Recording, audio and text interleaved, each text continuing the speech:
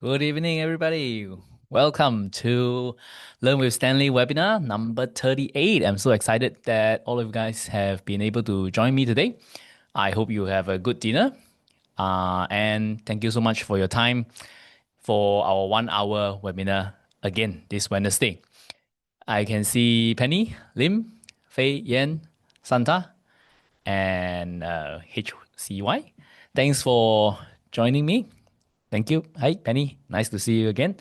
And today I'm gonna talk a little bit about a topic that I think would be very beneficial for most of us, especially for us who either if we have been investing for a long time or we are thinking of starting a portfolio, trying to rebalance our portfolio of the strategy of how we do things.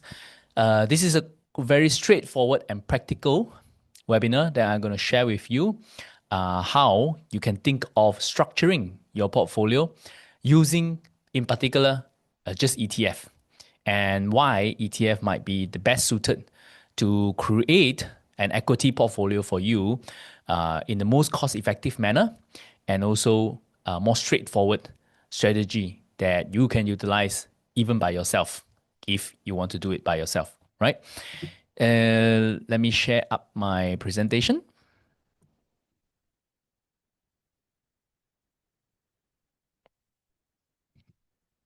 And welcome. Welcome to the three best strategy for ETF today. And along the whole webinar, feel free to pull up your chat box. If you're using a computer, it will be on the control panel. In the middle, there's a chat button, and you can click it up and share your thoughts along the way, or your questions, or if you have some suggestion as I go along, feel free to add them in the comment section so that it can benefit everybody as well.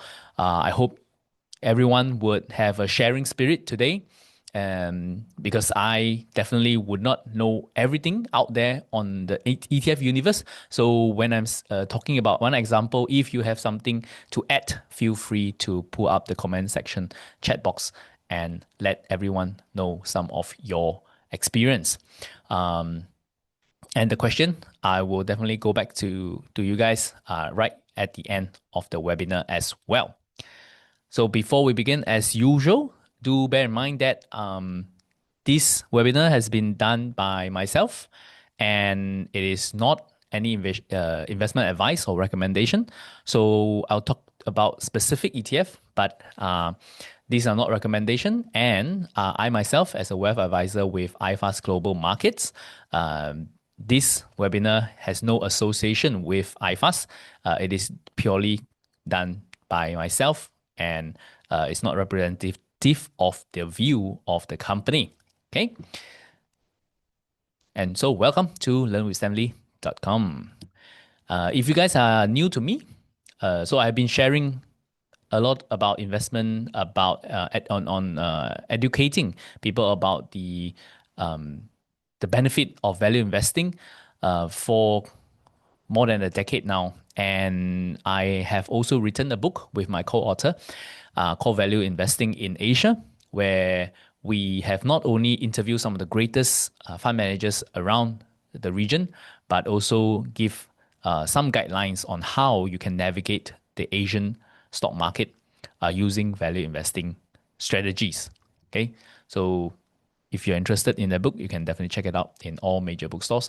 But iFast itself, right now I'm working with iFast Global Market, and we are a wealth management platform that allows you to create your wealth planning all through our platform and access to all different kind of asset classes that you might need, be it bonds, equity, funds, right on our app and our platform, then you can create a well-balanced portfolio straight away.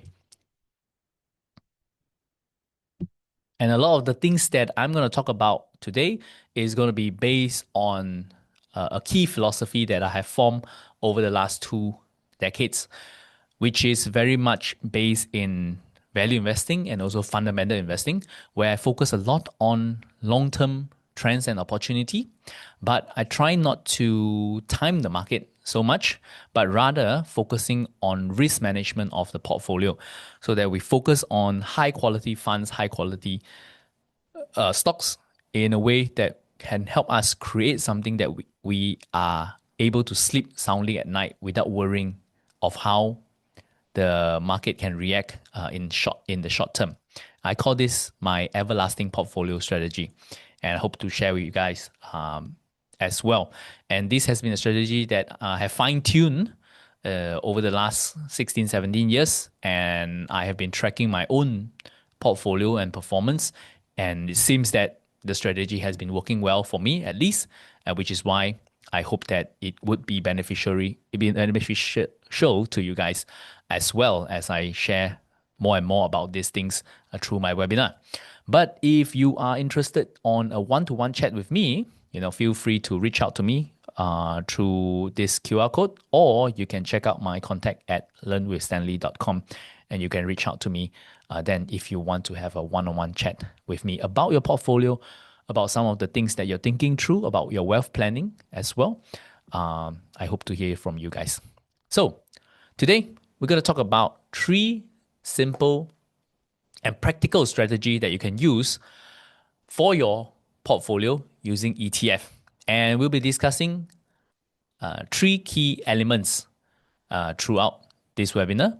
The first one would be how to use ETF as dollar cost averaging strategy. And this, I would feel, would be your core strategy in building a portfolio.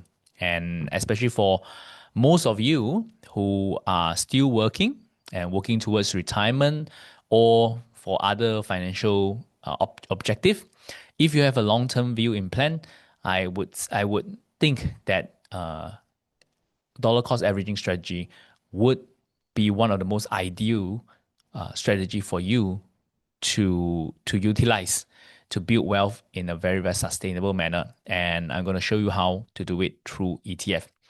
Next one is, after that, maybe you want to venture a little bit more into a different sector and adding some flavors into your portfolio, and how and where you can search for it to find very, very interesting sector ETF that you might want to add into your portfolio. And then third one, we'll look at how to take a view on an investment idea, right? I'll give a few examples, but it can be either if you want to short some stocks or a market, or even bargain hunting into some unloved sector. All those can be utilized by just using ETF. You don't have to buy individual stocks.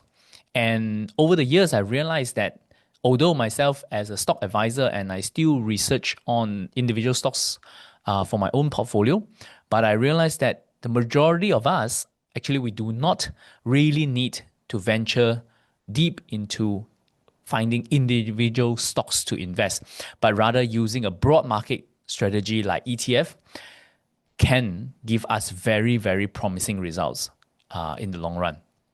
And this is what I like to share and showcase in this webinar. And then we'll end off with our usual spin-off segment. So let's go from the top, from the most basic first. What is ETF? And then we'll work our way into how to use ETF to create a sustainable portfolio for ourselves. So ETF stands for exchange traded funds. Exchange traded funds. So if you're familiar with the fund industry, be it mutual funds or unit trusts, right? Over in our region, we call it unit trust. And if you have a relationship with any banks or any investment platform, you would have come across unit trusts. I would say that ETF is kind of a next evolution of unit trust. And in fact, it has been evolving, especially in the US, for many, many decades now, since early 1990s. And today, the ETF market stands at around $12-13 trillion in market size just in the US alone. And compare that to the mutual funds industry in the US, which is equivalent to the unit trust industry, it is more than half of the size of the mutual funds industry. So it is growing very, very fast and growing faster than the mutual fund industry. And the concept of them is totally the same. They are, in fact, very, very similar. Both are funds. And the main key difference is that exchange traded funds, ETF, they do not have a sales agent or a distribution agent. They are all listed on the stock exchange itself. So anyone with a brokerage account or have access to the stock market would be able to buy it by themselves. And instead, a unit trust typically would not be listed, but would have to be distributed through an agent or a distributor, typically a bank or a financial firm like us, IFAS. So I'll give you a very, very straightforward example. This is the one of the largest ETF in the world called the Vanguard S&P 500 ETF. It is by the company Vanguard, and it just tracks the S&P 500 index. The S&P 500 index is basically the index that is tracking the US stock market, broad market performance. So it's the share price of all the top 500 companies listed on the US, and Vanguard S&P 500 ETF is basically just buying all these 500 companies and then tracking the index. And you can see that the fund size is close to $600 billion in size, very, very big compared to many of the mutual funds out there. And some of the key names that they own would be your typical large cap stocks, as you can see here. And one of the key features I would say that of ETF is that they tend to have much lower fees compared to the equivalent unit trust. So you can see that the management fee for this ETF is just 0.02%. So this is just 0.02%, 2 basis points, meaning that if you have $1,000 invested in this ETF, it is basically charging you 20 cents, I think, per year, or $2. No, 20 cents per year. So that's basically the fundamental concept of ETF. You can just see them as a unit trust that is listed on the stock exchange. And that's how we can access them. But now going back to how we can plan our investing strategy, right? I remember when I first started investing, even though I was reading a lot of books on Warren Buffett and learning about what is value investing, I think that my first investment strategy is still very much based on just tips from friends and family and things that I read on the news. Um, and I many of my stocks actually come from that. For example, I vividly remember even until today. I think this happened like 16, 17 years ago, but I vividly remembered that a friend was discussing stock with me, and he was basically sharing with me very excitedly that he know a stock. He has news of that this stock will double very, very soon in the next 6 months. And because he know the CEO, and the CEO is buying, and the stock price will double in the near future, and he was very excited. I didn't end up buying it, but I do continue to follow this company, and indeed within the next 6 months, the share price actually did double, but it doubled because the company did a reverse stock split. So if you know what is a stock split, when the company share price go to say $10, the company can do a share split, and the share price will typically drop half to about $5. But if you own 100 shares, end up you now own 200 shares. So the monetary value of your stocks stays the same. The company can also do a reverse split, especially when its stock price has been falling.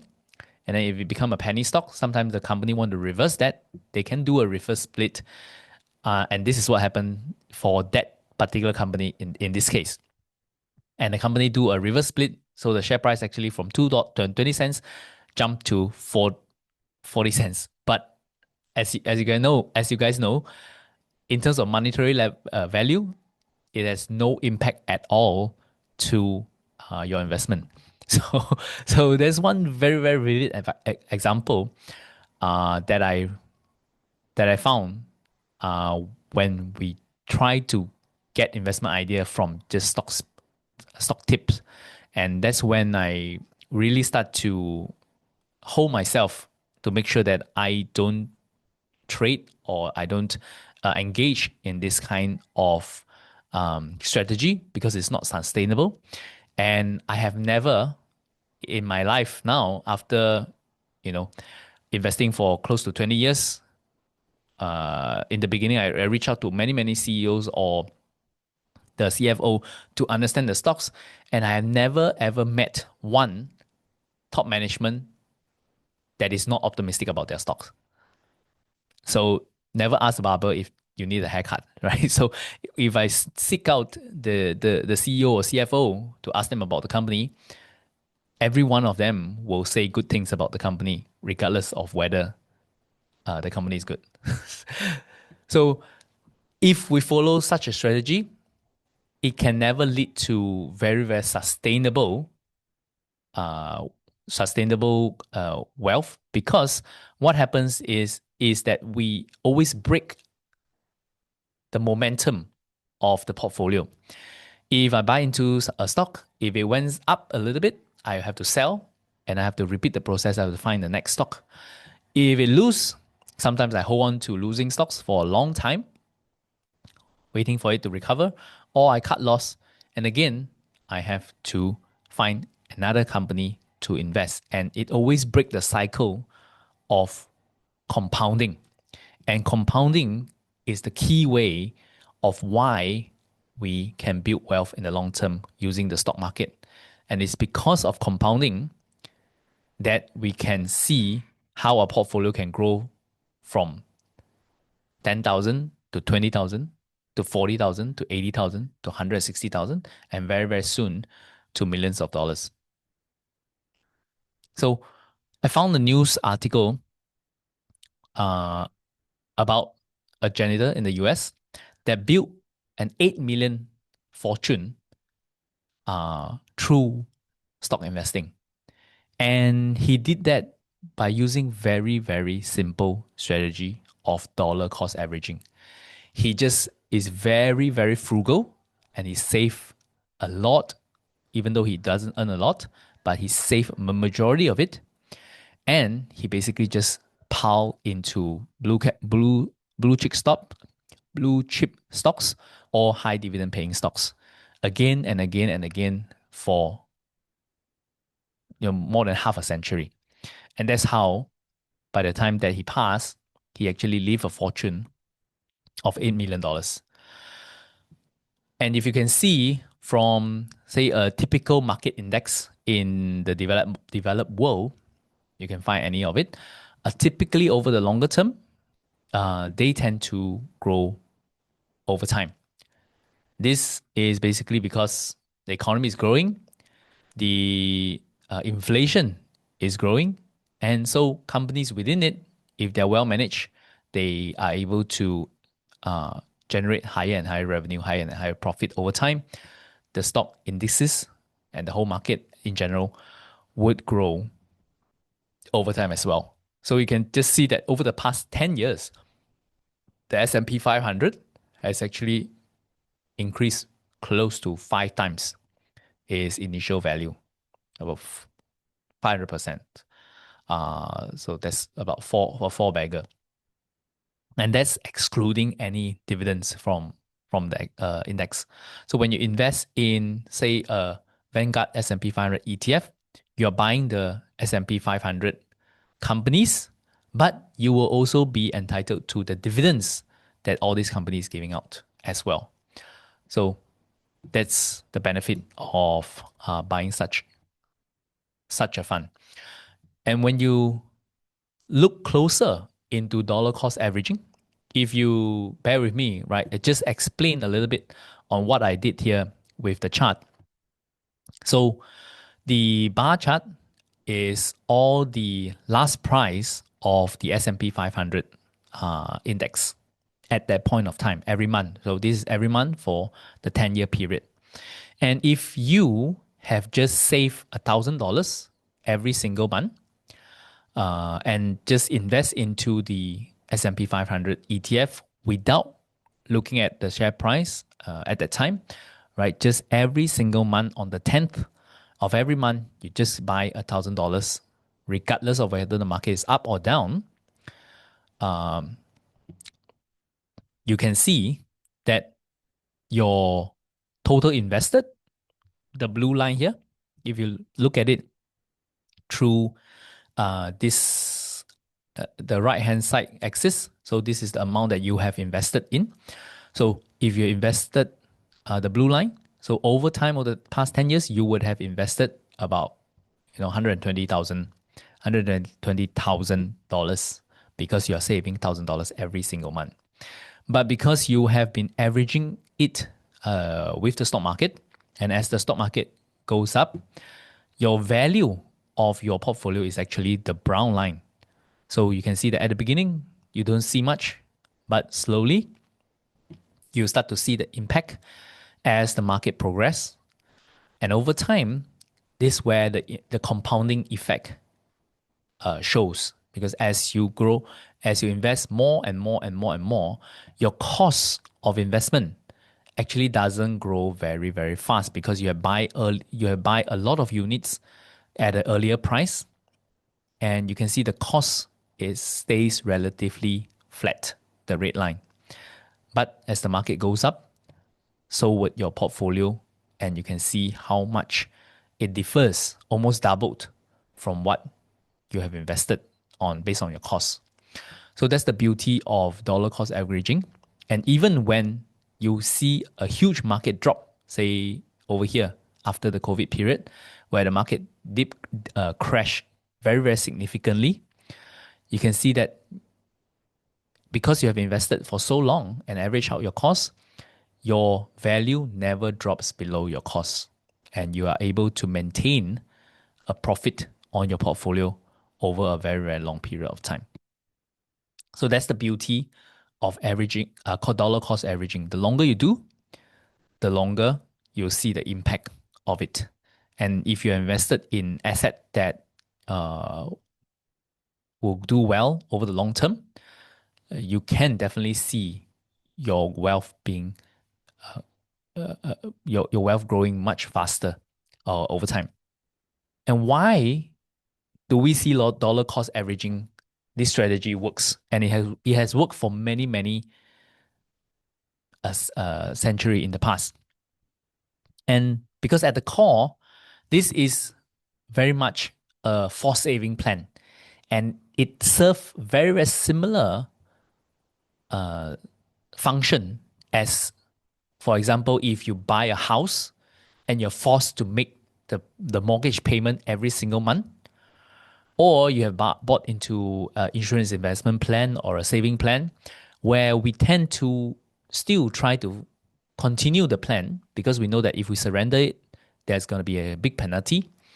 And definitely we cannot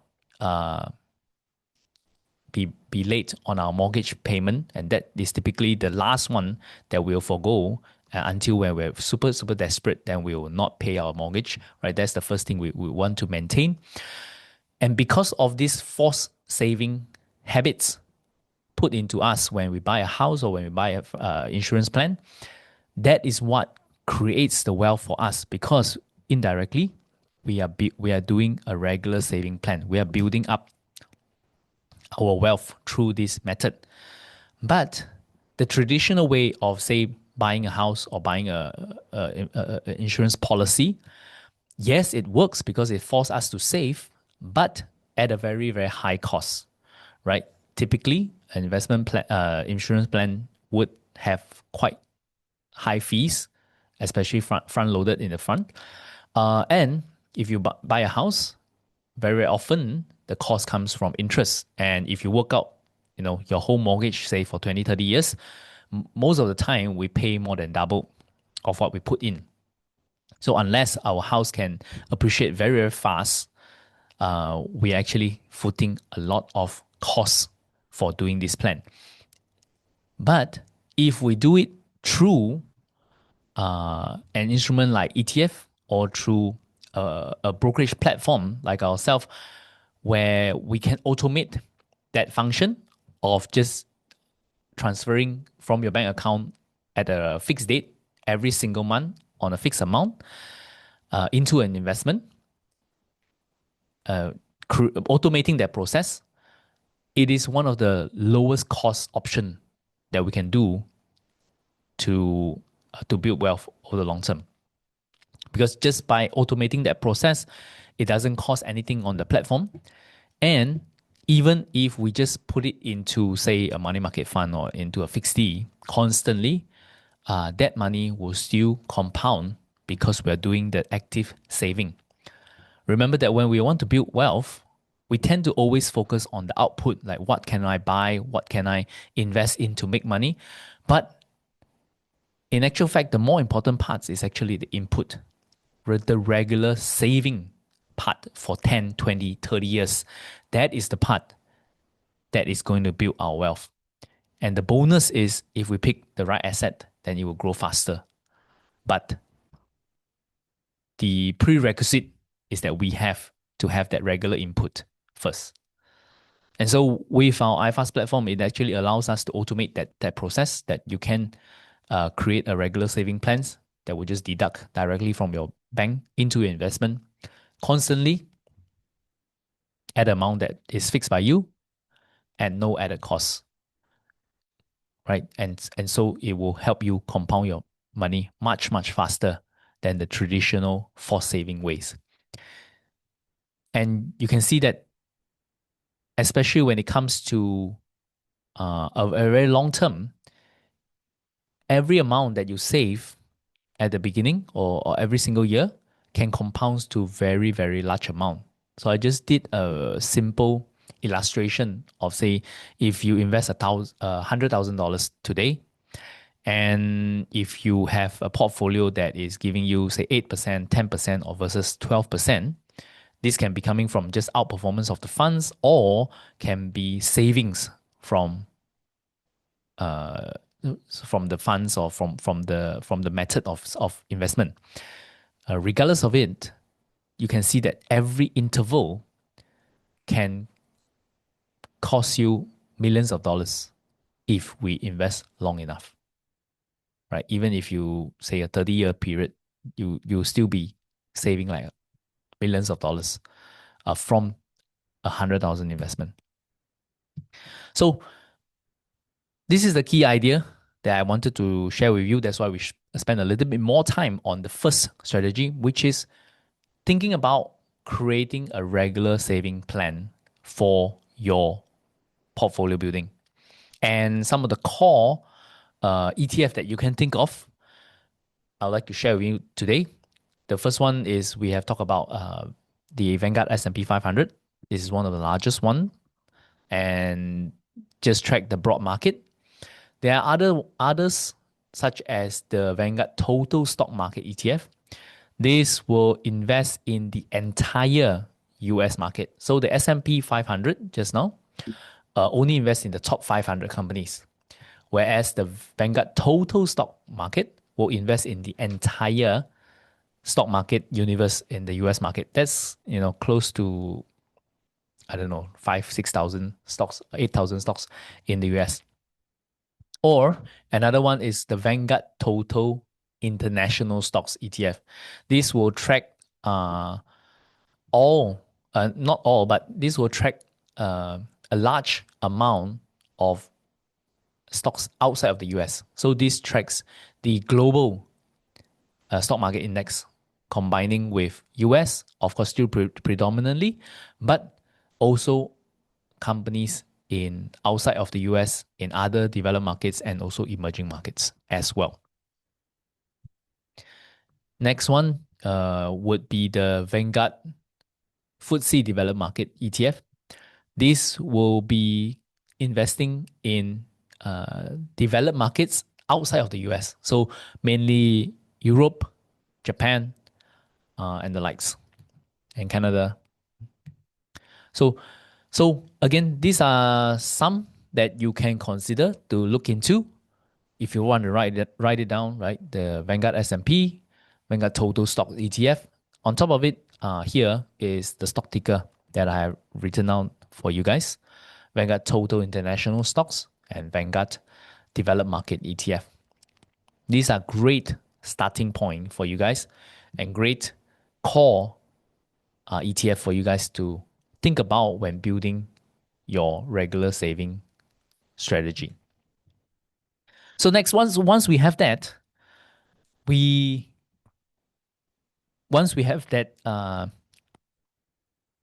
regular saving plan strategy iron out and we have automate the process that we don't have to think about it, then maybe once in a while when we have surplus money to invest, we can think of using it to add a little bit flavor into our portfolio, right?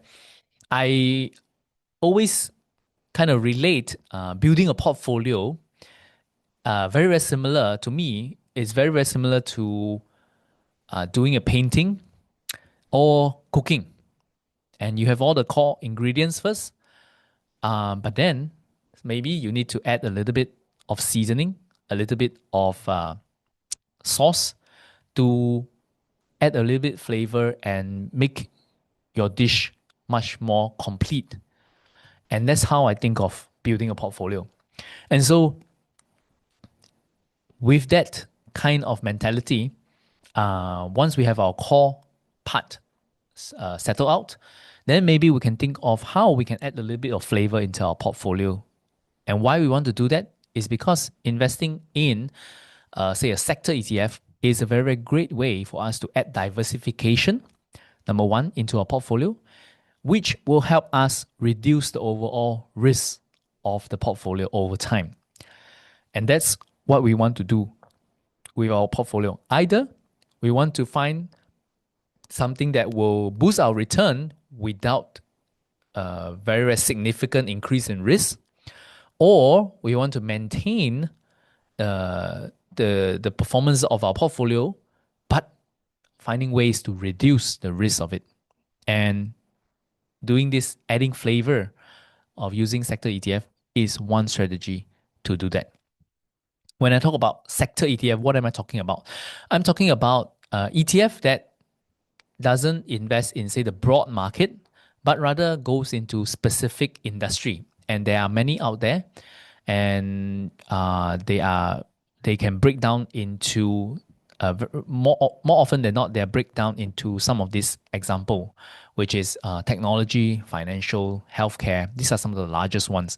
So if you search ETF based on, say, utility, you can find ETF that is purely investing in utility, ETF that is purely investing in consumer discretionary, or ETF that's only investing in financial companies, all that jazz. So today, based on some database, these are some of the bigger sector out there that are being served by the ETF market. You can see that, of course, technology is the largest, just based on the huge growth of the technology industry over the past decade. But some of the bigger ones are also financials, healthcare, real estate, energy. And apart from that, we can also diversify not through sector, we can also diversify through markets.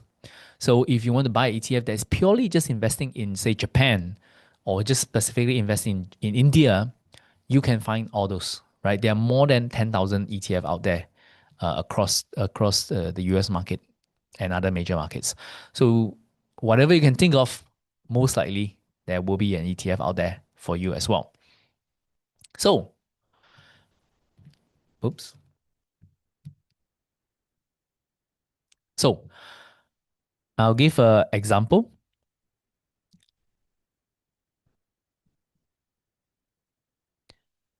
Maybe this, okay. Sorry, I mixed up my slide. I'll give the example later on. But now, just to explain a little bit more on what exactly is a sector ETF. So most of the ETF out there today is what we call passive ETF. or passive funds. And what it means that is that there is no key fund managers that is making investment decision. Instead, what they do is they would tag on to an index. There are many index provider out there, say S&P, MSCI, FTSE. These are index provider. So they come up with a few prerequisite of what constitute this group of companies or this group of stocks, and they will form an index to track how this group is doing, right? So as MSCI has created, say, many indices, and an ETF typically would say, okay, I'll choose one of them. Say, for example, the World Semicon and Semicon Equipment Index, and then I'll create a ETF around it. So whatever the index shows, what's the weightage of companies that they use inside to form this index as a ETF, as a fund, this is what I'm going to buy. I'll just follow the index, right? So there's no active management by a fund manager. This is good because number one, there's no management risk. So if the fund manager changes, they run to the other companies, it doesn't matter because their input is minimum. You're just tracking the index. And also, over the past 10, 20 years, unfortunately, active fund management has shown us that most, not all, but most fund managers actually underperform the index anyway. So maybe buying the index is not so bad after all. And with all this index, they create ETF around it. Say, so I'll give you an example. If you just look at the top, on the left-hand side here, this is the MSCI World Index. So these are the companies within the World Index and how it's distributed. Say how many is in US, how many is in Japan, UK, right? But the top 10, these are your top 10, and you can see that the percentage weightage is here, 5, 4, 2%.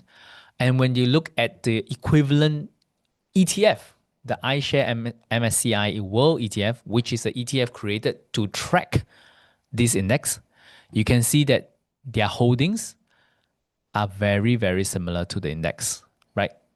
You can see the weightage is also similar within the 0.1% range. So that's what they're trying to do. They're trying to just emulate this index, and we're just buying as per what the index tells us to buy. So how can we use sector ETF to add diversification? And I'll give you an example from my own portfolio, right? These are not exact numbers, but roughly, after investing for a long time, my portfolio looks roughly like this, right? Most of it investing in the US, some in the China, and maybe other countries as well. That's my exposure in the geographical sense. And maybe now I feel that, wow, my weightage in the US market is a little bit too much and I'm very, very uncomfortable. How can I diversify? I can find ETF that is specifically not investing in the US, in other markets that I'm optimistic about. For example, one that is investing in the Europe market, following the MSCI Europe Index, and the ticker is IEUR. And maybe I'll look at such an ETF and say, oh, okay, this one would be a interesting choice for me to consider, so that if I buy this ETF, I would be able to skew away this huge concentration that I have in the US market and add some diversification, right? So this is a very straightforward way. Or talking about sector-wise, we can also find similar strategy. Say, for example, my portfolio now, it's a little bit too concentrated in the technological sector, maybe some in consumer, some in media.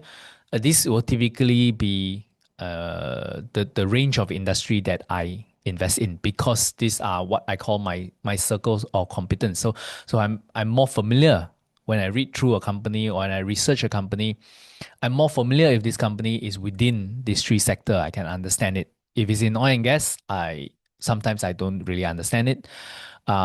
So more over a long time, more and more, I tilt towards investing in such companies. And if you look at it, maybe you feel that again, there's not much diversification here. And after the huge run up of all the tech stock for so many years, maybe I'm feeling a little bit uh, wary and want to add some diversification. And to do that, maybe I'll look into using an ETF, a sector ETF. Why am I use a sector ETF instead of say finding a direct individual stocks to invest in the other sector? Because as I mentioned just now, my circle of competence, things that I'm more familiar with and more confident in, is just within this three sector. So I might not be familiar and understand how to analyze a utility company or a healthcare company or a finance company.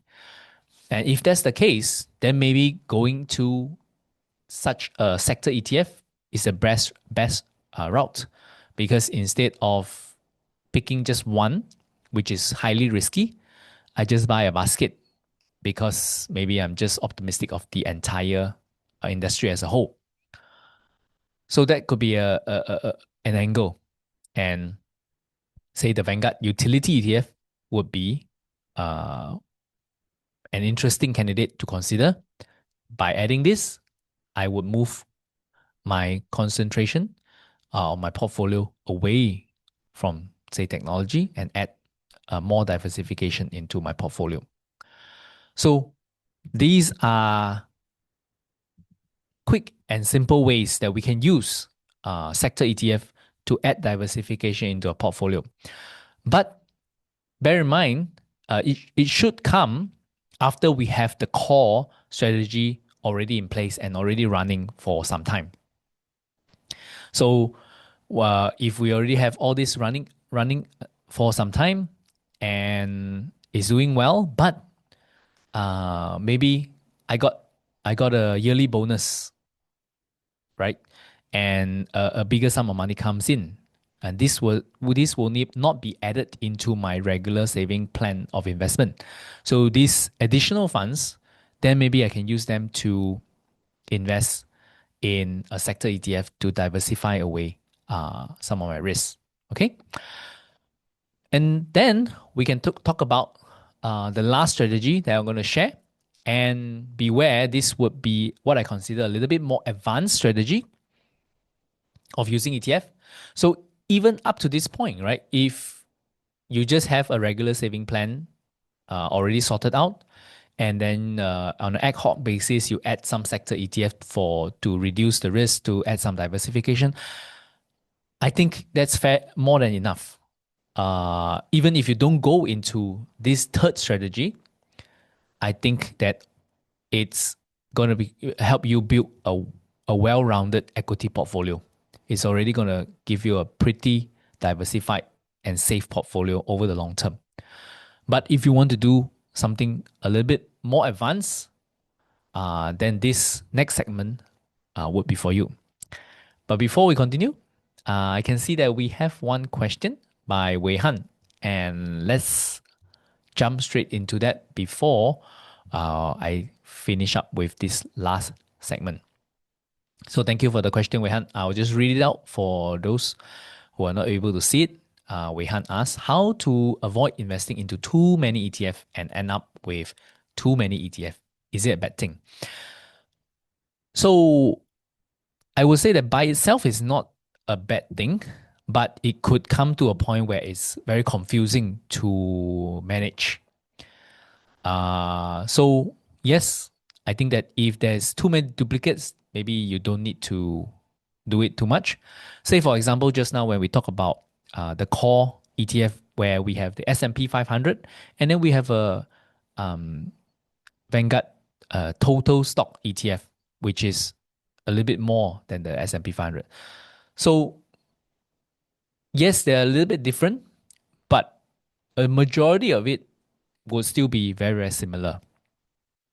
So instead of buying that, or buying the world index one, where 60-70% is also still the US market, then maybe instead of buying three, we can reduce that to just buy one, which is the S&P 500, and then buy one, which is the total market ex US. So we totally without US, and then with it, you already have a global portfolio, something like this. So if you see yourself buying more and more and more different type of ETF, maybe you can look at it. Where are the overlaps, and then try and reduce it with one that combines the two, or if there's a lot of overlap, choose one that you're more comfortable with.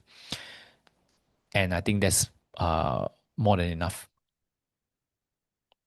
Hope that answers that question. Later on, I also actually share like a model ETF, a model portfolio to share with you guys, and maybe you can use that as a reference later on. But going back to the advanced strategy of using ETF, I call it the taking a view strategy, right? So you only use this if you have a distinct investment view. So you can see that at the beginning, the first two, more or less, we can use it uh, without taking a very, very serious uh, investment view on something. So if you are building a regular saving plan just by the broad market, doesn't mean that we are always optimistic of it, but we just use it as a tool to build up our core portfolio. Even adding sector ETF, we can just use it as a diversification tool. But if you have a very strong investment view that you want to demonstrate in your portfolio, you can do that also. A few examples I'm going to give here. Say, for example, you feel that the US market is very overheated right now, right? After so many years of rallying, so many years of outperformance in an economy that is growing 2%, 3% a year, yet the stock market is growing like 12, 13, 14%. If you're buying the tech sector, it has grown about 20% a year over the past 5 years. So is that sustainable? Maybe you feel that it's not sustainable and the US market has is becoming very, very overheated.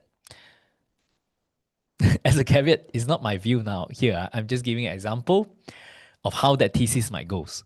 Okay, if that's your thesis, then you feel that, okay, now I want to short the US market. How can you do that using ETF? Yes, you can do that, and you don't even need to short any stocks. There are ETF out there that is what we call inverse ETF, that is basically tracking the inverse performance of an index. Say, for example, I have one here, which is the Pro Share Short S&P 500. So this one is basically, if you buy this ETF is actually tracking the inverse performance of the S&P 500 index on a daily basis, right? So most of these short ETF, I would say that you can use it for a short-term trade, but never for a long-term hold. Why? Because any shorting activity, be it through buying ETF or you actually short the stock yourself, would involve costs because we have to borrow the stock. So there is an interest cost to it. So the longer you run it for, the longer this cost is going to eat up your trade. So if you have just a short-term view on it and you want to short the market, you can actually find ETF that will have inverse performance. They have it for most major markets. They even have it for leverage, so you can invest 2 times, invest 3 times. It's out there, but I would say buy at your own risk. So these are more advanced strategy and not for the faint-hearted. Okay, so that's one strategy. What's another strategy? Another strategy could be that you feel that. So again, as an example, not my true view, but as an example, right? The thesis goes like this. You feel that, oh, maybe China is a little bit undervalued right now because the whole market has been declining for so many years. Like 5, 6 years, it has been declining, it has been dropping a lot. And if you go to China, if you talk to people, uh, you know, the sentiment on the street is not good. It's still very, very bad. Housing is still unresolved. Um, there's still many uncertainty with the trade war, but yet you feel that the stock price has already dropped to such a low level, right? Many of them trading at 10 times, 12 times PE. The utilities at single digit PE, giving you like 6, 7, 8, 9, 10% dividends. How low can it go? You feel that this is an undervalued proposition. And because it is very underweighted in many of the indices right now, because it has dropped a lot, but you feel that there is opportunity here, then you can maybe buy ETF that represent this view. Say the MSCI iShare China ETF that only tracks the China index and boost your exposure to the China market a little bit from what you have from your core portfolio because it's so underrepresented after dropping for so many years. So this could be another way that you want to take a view more aggressively in your portfolio. And you can do that the same, not just for any market, but for commodities, for sector, for each particular commodity as well. Say, for example, I feel that this year the natural gas industry has declined drastically. A lot of the natural gas ETF actually dropped, 20, 30 for 30%. Maybe you feel it's time for them to recover. You can also find ETF that tracks natural gas prices or tracks natural gas companies. This is just one example, right? Um, but there are many out there, and if you can search for it, uh, from both from our iFast platform or our sister platform FSM1, you will be able to find many ETF out there as well that can help you um, showcase your view onto your portfolio. So this, uh, sorry, give me a minute. Sorry. So this part is what I call a little bit more advanced in strategy, and I would only use it. You can see it as adding an artist touch of it, uh, meaning that uh, say if you have, I always see that building a portfolio, uh, you can leave a little bit of your style when I look at a portfolio and understand the investor, himself or herself.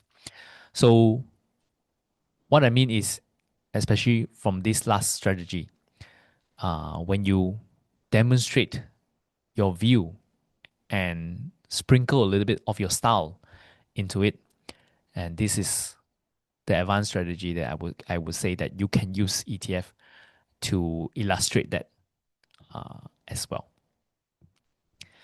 Okay, so these are a few things that I went through with you guys. The three core strategies they can use ETF for. Some of the things that I work with my clients is building out a diversified and well-rounded portfolio for them to look into, say, their existing portfolio, how to rebalance that. I'll just give you an illustration here that, for example, if I want to build a portfolio for a client or you want to build a portfolio for yourself, the first thing is to decide, okay, how would I want my allocation to look like? Say, for example, I want a 50% representative in the US market. I have 10% in China, 10% Asia Pac, 10% other developed markets, and maybe 20% on tactical stuff that it's projecting my view. Say I have this plan out first. And then From there, then I select the ETF. What ETF represents the US market? What represents what ETF I want to represent China market, and be it for other things. And then I would go around and find the ETF that I want and build it up. And here is roughly how I might build it up. So within using like 10 ETF, I would build a very, very solid portfolio that is very diversified across the industry that I want, the market that I want, the style that I want. And we can do all that using ETF. And I might even buy a little bit of Bitcoin to Bitcoin ETF as well, if I believe in it. Okay, so that's actually one of the things that I actually illustrate for my clients, where I have my own ETF portfolio in my account, and I do update my own ETF account to my clients every quarter, every 6 months, just to showcase to them how they can do it themselves if they want, or if they want my input to do it together. So that's some of the things that I want to share with you guys, and also some of the things that I work through with client on a one-on-one basis, not just reviewing their financial status, understanding what's their financial goals, and setting the process of how we can create a system to reach that financial goals, but also on the active portfolio monitoring and management as well. And I tends to use tools that help me better serve my clients through running even simulations, through using tools to run simulation on what could be the risk that they face, on the insurance coverage, and also on the financial goals that they might have to buy a property, to have another child, to save for their child education or for their retirement. We can run through all this simulation to give them a better peace of mind, and also a more concrete strategy on how to uh, reach that financial goals. So if that's something that interests you, or you just want to have a chat to see how I could be of help to you, you can always reach out to me either through this QR code to scan, or just go to learnwithstanley.com. This is a website, learnwithstanley.com. And if you scroll down, you'll see a free financial health check button, and you click on it. I'll be in touch very soon. So thank you once again. I am Stanley, and I am a wealth advisor with iFast Global Market, and I'm actually based in the JB branch. And we are a platform that just allows you to manage your portfolio in one place. If you like my content and you want to see a little bit more, I do share on my Facebook, LinkedIn, or my YouTube channel. So you can search for either Learn with Stanley or my name, Stanley Lim. Or you can get the link from learnwithstanley.com as well. I would have link to all my social media account. So last slide, which is our spin-off segment that I try to share with you guys a little bit outside of what we talk about, but nonetheless very interesting and things that I've been working on. And the past few weeks, I have really tried to understand a little bit more on how to use some of the AI tools out there to improve productivity in both my life and also my work. And have you met my new best friend, ChatGPT or Perplexity or Cloyd? These are my best friend right now. Every night, when my wife and kids are sleeping, I will be chatting with ChatGPT about everything about life, about investing. And apart from that, I'm also learning from this YouTuber called Jeff Su on how best to use AI as a tool. And I do see them as a tool, and some of the best usage cases that he shared with me that helped me to find more interesting ideas that I can use them for, but also to understand the limitation of all these tools, right? They are fantastic, they're great, but they're not perfect. And many times we have to understand where is the limitation. And I feel at the moment, AI chatbot, they are kind of like a great friend, but someone who is a little bit too arrogance about what he knows or what she knows, right? So someone that I'm sure you have some of these people in your life where whatever question you ask them, sure they will pretend like they know everything, right? Even if they don't know, they'll try to smoke you like they know it. So I see ChatGPT and other uh, AI tools right now, something like this sort of friend, where right, they're very smart and they're right most of the time, but sometimes they are bullshitting you as well, and we have to understand that limitation. And check out Jeff Su, and I think he's a great resource to help us understand how to best use all these tools together. So I leave you guys with this before I go into the Q&A. Always, I will leave you guys with a quote. And today, I want to leave you guys with this quote, which is never take life too seriously because nobody gets out alive anyway. Right? I tend to see this and remind myself when I'm getting a little bit too stressed or a little bit worked out about things, that we don't need to take life a little bit too seriously. Right? We are all heading to the same direction anyway. So thank you so much. I'll take the question. If you guys have any question, I hope you can stay behind and have a chat with me. If not, thank you so much for your time. I hope I have added value to you this week, and I hope to see you guys very, very soon again. And do feel free to chat me up on my social, and you can find all the link at learnwithstanley.com. Thank you. Penny, I see a question from you. Thank you. You said that is it different to buy shares on gold stock or gold ETF? Can you give me an example of what is a gold stock? Do you mean a company that mines gold, or because if you're talking about the gold ETF itself, it doesn't invest in any company. They're basically, when you buy the gold ETF, they are using the money to buy physical gold and they store it in London or Singapore in the vault.